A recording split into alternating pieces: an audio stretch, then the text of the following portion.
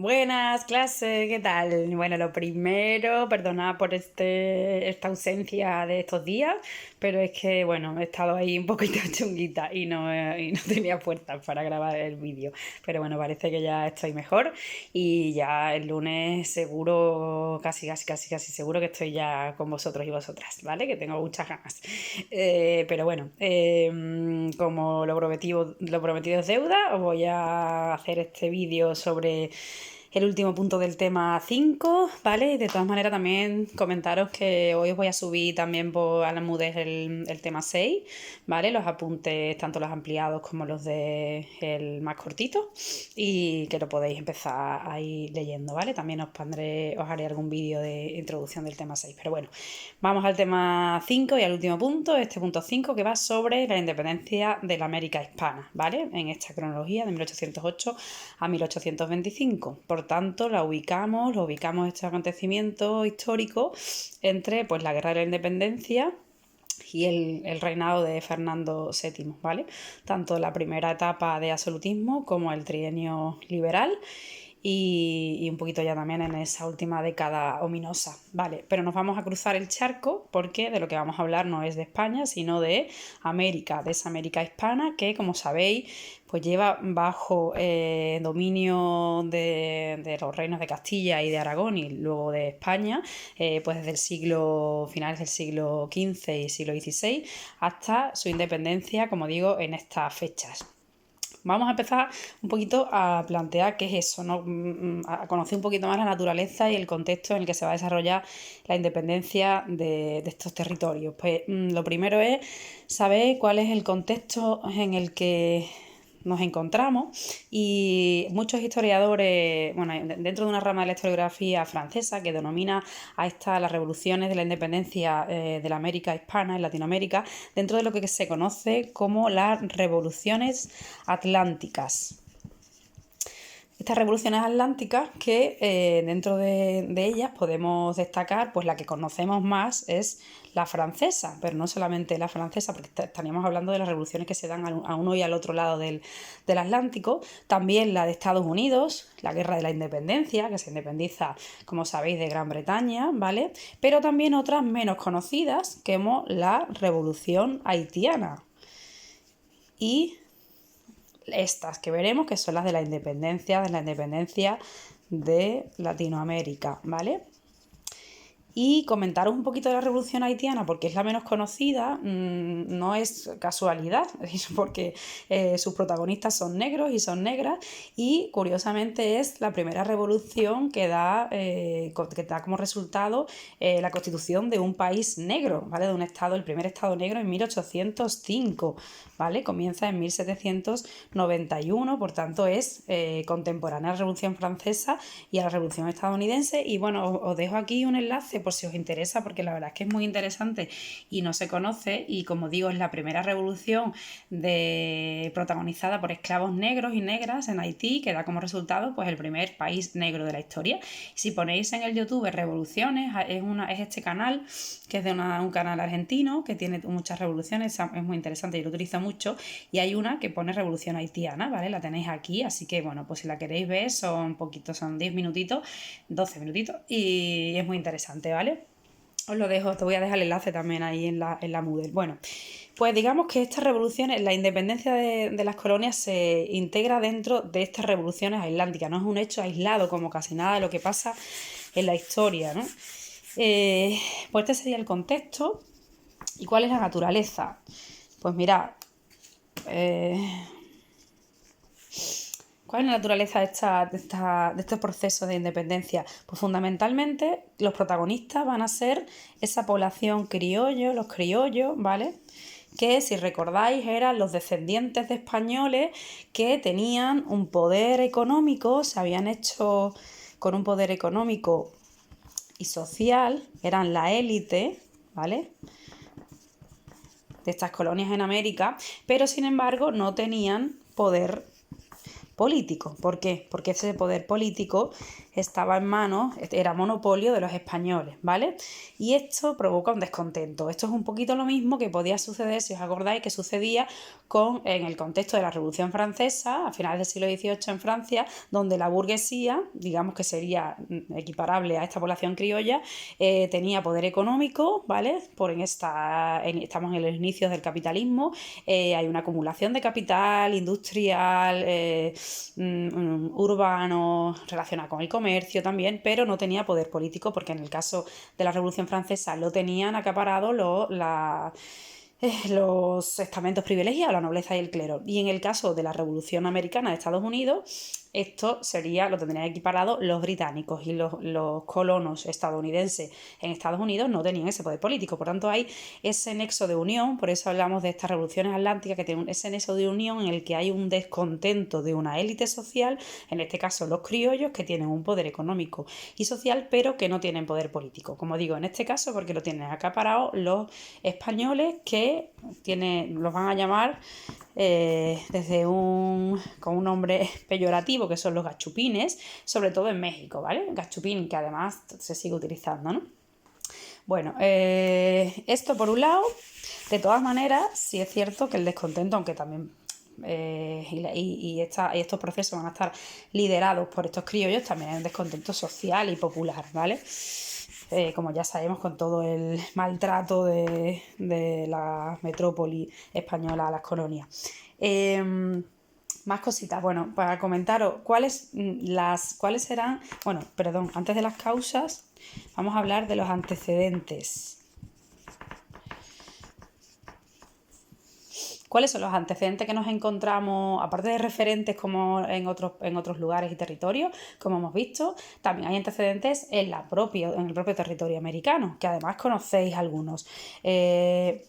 Uno de estos, no lo conocéis, no lo hemos estudiado, que serían los comuneros en Nueva Granada, que ahora vemos los nombres de los territorios también, ¿no? Y en Paraguay. Nueva Granada hace referencia al virreinato de Nueva Granada, que será actualmente el territorio como Colombia, Venezuela y Ecuador, ¿vale? Pues hay un movimiento de levantamiento contra el poder colonial español, y otro que conocéis, porque algunos me habéis hecho magníficos trabajos, ¿no? De Tupamaru II con Micaela Abastida, que esta no viene en los apuntes, pero como ya sabéis, ¿vale? Que en Perú. Pues un movimiento también, aunque ellos fueran élite criolla, pero también en un movimiento popular en contra de del poder colonial. Vale. Esto por un lado. Y por último vamos a ver las causas. Borro por aquí. Pues las causas, bueno, son diversas, ¿vale? Pero vamos a enumerar las 4 más importantes. Pues lo primero ya lo hemos visto, hay un descontento socioeconómico, ¿vale? Que fundamentalmente protagoniza la población criolla, ¿vale? Porque además no solamente por el tema del poder político, que no tienen acceso al poder político, sino también es una cuestión económica, porque el monopolio además del comercio con América también estaba bajo el control de la metrópoli de España. Por tanto, eso genera un descontento de la población criolla, pero también un descontento popular. Además existe, pues como hemos visto ya, pues existen referentes de revoluciones que ya han pasado, como la haitiana, como la francesa, ya lo hemos visto, ¿no? Como la de Estados Unidos. O sea, hay un, digamos, sentimiento de que sí se puede, de que es posible, ¿vale? De que no es ninguna locura pensar en independizarse de España, cuando lo ha hecho además su vecino en el norte. Por último, también hay una cuestión hay nuevas ideologías que, bueno, pues que hablan de este tipo de cosas y que llegan a América también a través de los criollos, ¿no? De esa población, de esa burguesía criolla, y que hablan de, pues, la Ilustración, todo esto que ya hemos dado, ¿no? Del liberalismo político, del nacionalismo, ¿vale? Todas estas proclamas que se estaban y pensamientos que se estaban desarrollando en Europa y que de hecho también se está dando en España, como veis, dentro de las Cortes, los debates que se estaban teniendo dentro de las Cortes sobre soberanía, sobre división de poderes, sobre derechos, sobre libertades, sobre igualdad ante la ley, todo eso también llegaba a las colonias americanas, ¿vale? Igual que había pasado con la Revolución estadounidense, se dio de forma contemporánea a la Revolución Francesa, porque estaban llegando esas mismas ideas y decían, bueno, pues si esto es posible para los franceses, ¿por qué no pueden ser, por qué no es posible para nosotros también, ¿no? Y eso también pues había pasado en la Revolución Haitiana y ahora pues en el territorio también de América Hispana. Y por último, una coyuntura favorable. ¿Cuál es esa coyuntura? Pues evidentemente la guerra de la independencia, ¿vale? Nos encontramos un vacío de poder, me quedo sin pizarra, me lo llevo aquí, un vacío de poder en la guerra de la independencia, que había pasado, ya lo hemos visto, pues que igual que se habían creado juntas provinciales en España ante el vacío de poder, porque no consideraban a José Bonaparte como un rey, bueno, como una autoridad legítima, pues también pasaba en América y se crean juntas provinciales que van a, bueno, que cuya principal objetivo va a ser la independencia, ¿vale? Bueno, pues esto de momento como introducción y vamos a pasar a ver las 3 fases de forma muy sintética, ¿vale? Tampoco vamos a desarrollar porque el tema es bastante extenso, pero sí que podemos hablar de que hay... Uy, el número nunca utilicéis números, siempre lo digo y ahora lo iba a hacer yo. Podemos hablar de 3 fases, ¿vale? En este periodo. Pues una primera fase que la tendríamos desde 1808 a 1814, ¿vale? Y antes de nada quiero que tengáis claro cuál es os lo pongo aquí, a ver, cómo se organiza el territorio en 1808, ¿vale? Cómo se había organizado desde el siglo XVIII. Tenemos 4 virreinatos, acordáis, ¿no? Que el virreinato había sido una fórmula para organización de los territorios también en el reino de Aragón, ¿vale? Que desapareció con las reformas borbónicas, pero que desaparecieron esos virreinatos en el territorio peninsular, pero no en las colonias. Y tenemos estos 4 grandes virreinatos. El de Nueva España, ¿vale? Mirad, aquí veis toda la extensión de lo que era México al principio cuando se independiza, con todos esos estados que ahora forman parte de Estados Unidos, del sur de Estados Unidos. Con Nuevo México, California, Texas, ¿vale? Pero bueno, eso ya forma parte de otro momento histórico. Vamos a ver aquí lo que nos encontramos, pues que mira, Nueva España es todo esto, América Central y la parte de Norteamérica, de México y parte de Estados Unidos. También la parte de las Antillas, ¿vale? Cuba, Puerto Rico y virreinato de Nueva Granada, que sería fundamentalmente Colombia, Venezuela, Ecuador y el actual Panamá, y el virreinato del Perú, que mirad, se ha quedado así de chiquitito. Antes, como sabíais, estaban los dos. Virreinato de Nueva España empieza al principio del siglo XVI, Nueva España y Perú, pero luego se va dividiendo, ¿vale? Y luego tenemos el de Río de la Plata, perdón, que tendríamos fundamentalmente pues Paraguay, Uruguay, Argentina y Chile, porque como sabéis esto está blanquito, Brasil, porque forma parte de Portugal, ¿vale? Por lo del Tratado de Tordesillas, que se dividió y todo eso, que ya sabéis, ¿vale? Pues esta era la situación, cómo se organizaba territorialmente. Y pues que la primera de las experiencias independentistas nos las encontramos en México en 1810 y va a estar protagonizada por 2 sacerdotes. Y además va a tener un componente popular e indígena. Va a estar apoyado por gran parte de la población indígena en México. Es un país fundamentalmente indígena y... indio y mestizo, ¿vale? Y estos 2 sacerdotes van a ser Miguel Hidalgo y José María Morelos, ¿vale? Personajes, bueno, que van a estar retratados en muchísimas iconografía de ahora mismo en México, ¿no? Son dos referentes de la independencia. Sobre todo hay el grito de Dolores de Hidalgo. De hecho, lo tenéis aquí. Es uno de los pintores, bueno, pues Diego Rivera, ¿no? De referencia mexicano. Pues aquí tenéis, este está representando el grito de Dolores, que es aquí tenéis a Miguel, a Miguel Hidalgo, que está el grito de Dolores, pues hacía referencia a a las campanas en la iglesia de Dolores, ¿no? Llamando a la independencia, ¿vale? Bueno, pues esto termina finalmente siendo represaliados, terminan siendo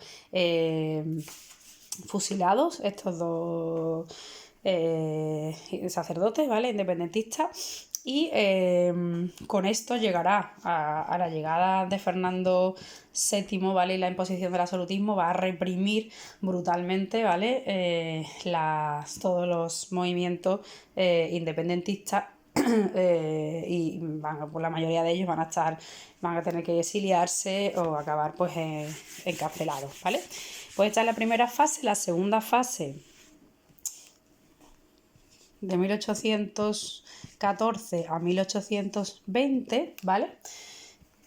Que nos encontramos, voy a ir hablando sobre, como lo tenéis en los apuntes, sobre los diferentes territorios, ¿vale? Nos encontramos primero pues en el Virreinato del Río de la Plata, pues a través del Congreso de Tucumán se va a declarar la independencia de lo que se llamará las Provincias Unidas, que van a ser Argentina y Uruguay, ¿vale? En el Congreso de Tucumán. Y por el Congreso de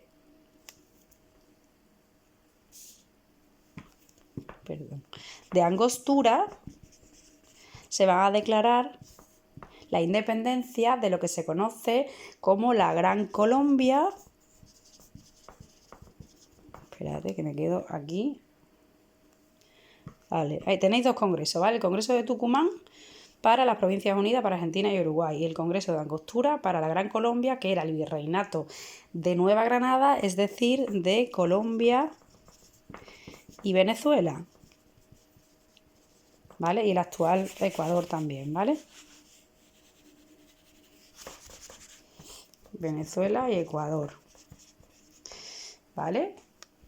Es que la pizarra es muy chiquitita. Vale, pues esto por un lado. Y nos quedaría Chile en esta etapa, ¿vale? Que también se va a independizar tras las victorias de San Martín, del general San Martín, ¿vale? Por tanto, tenemos en esta segunda etapa, Chile, Argentina, Uruguay, Venezuela, Colombia y Ecuador, ¿vale? Y luego ya nos quedaría la última fase, de 1820 al 25, ¿vale? Y que aquí sobre todo destacar a los dos personajes que son más importantes de la independencia, los que se conocen como el Libertador del Norte y el Libertador del Sur. Simón Bolívar, que supongo que os sonará, que es el Libertador del Norte, y San Martín como el Libertador del Sur. Ambos dos van a coincidir en la liberación, bueno, la independencia del Perú, que es el que quedaría como gran virreinato todavía, y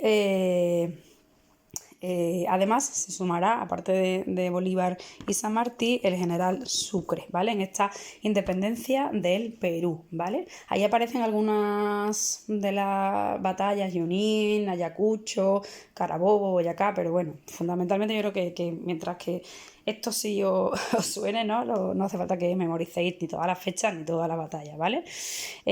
Por tanto, ¿qué es lo que quedaría ya? Pues quedaría México, después de ese independencia fallida de 1810, México, que finalmente llegaría a través de una acción pacífica, firmando el Tratado de Córdoba, ¿vale? Y quedarían también las provincias de América Central, que también se independizará en esta etapa, ¿vale? ¿Quiénes son las que quedan? ¿Cuáles son las que quedan sin independizar? Pues ya lo sabéis, Cuba y Puerto Rico, aparte de Filipinas, pero eso no es lo que estamos viendo ahora, que Puerto Rico, que se independizarán en 1898. Destaca, ya lo veremos en Cuba, por personajes como José Martí, ¿vale? Ya lo veremos. Bueno, pues esto por un lado, y para finalizar este punto, pues simplemente, unas reflexiones. De Simón Bolívar, me gustaría que vierais, mira, por alguna de las frases esta.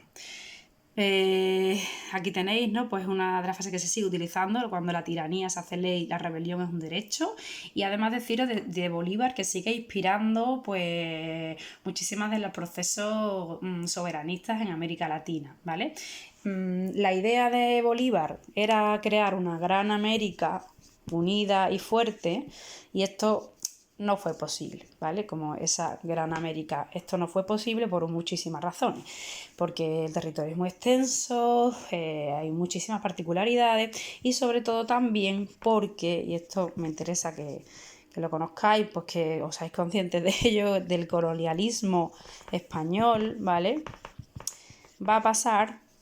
Se va a pasar al imperialismo de Estados Unidos, ¿vale? Porque Estados Unidos acaba de independizarse y ya es una potencia con bastante poder en la región. Y hay una doctrina que se llama la doctrina Monroe, que toma referencia del presidente estadounidense Monroe, de 1823, que decía, ni más ni menos, que América para los americanos, que esto no es ni más ni menos que América para los estadounidenses, ¿vale? Y esto, pues aquí tenéis, os he buscado para que lo veáis clarito lo que significa. Bueno, pues ¿qué significa? Pues que las injerencias, intervenciones de Estados Unidos en toda América Latina, lo que se considerará como el patio trasero de los Estados Unidos, van a ser pues constantes desde entonces hasta hoy mismo. Ya lo sabéis, no hace falta que lo recuerde, pues declaraciones, actuaciones a lo largo del siglo XX a partir de intervenciones de la CIA, golpes de Estado, dictaduras en Chile, Argentina, en Panamá, pues Nicaragua, ¿vale? Pues esto viene de aquí, ¿vale? Digamos que se van los españoles y llegan los estadounidenses, ¿vale? Por tanto, bueno, pues en la historia de América Latina es toda una historia de intentar liberarse de los yugos coloniales e imperialistas. El sueño de Simón Bolívar, como digo, pues no llegó a ser. ¿Y cuál es el territorio que nos quedamos? Pues mira, de lo que se llamó la Gran Colombia de Bolívar, pues aparecerán, como digo, pues con los países ya como los conocemos ahora: Colombia, Venezuela y Ecuador. De las Provincias Unidas de Argentina y Uruguay, pues Argentina, Uruguay, Paraguay, Chile, ¿vale? De lo que fue el virreinato del Río de la Plata, ¿vale? De las Provincias Unidas de América Central, ¿vale? Pues se dividieron en los que son ahora, pues Honduras, El Salvador, no me va a caber, Nicaragua, Guatemala y Costa Rica, ¿vale? Vale, ahí lo tenéis. Y del virreinato de Nueva España, ¿vale? Pues México. México con esas dimensiones que habíamos visto, que gran parte de territorio estadounidense, ¿vale? Luego ya se perderá con las guerras con Estados Unidos. Bueno, pues esto sería este punto, y ya simplemente nos quedaría el punto 6, que sería la conclusión, ¿vale? Como en este primer... Bueno, la conclusión, podéis echar un vistazo a la que tenéis en los apuntes, en la introducción del tema extenso también. La conclusión siempre es interesante que sea propia, ¿vale? Y que lo saquéis un poquito de vuestras propias conclusiones y que no sea muy extensa porque no os va a dar tiempo, ¿vale? Bueno, pues ahí os dejo el vídeo y un poquito largo.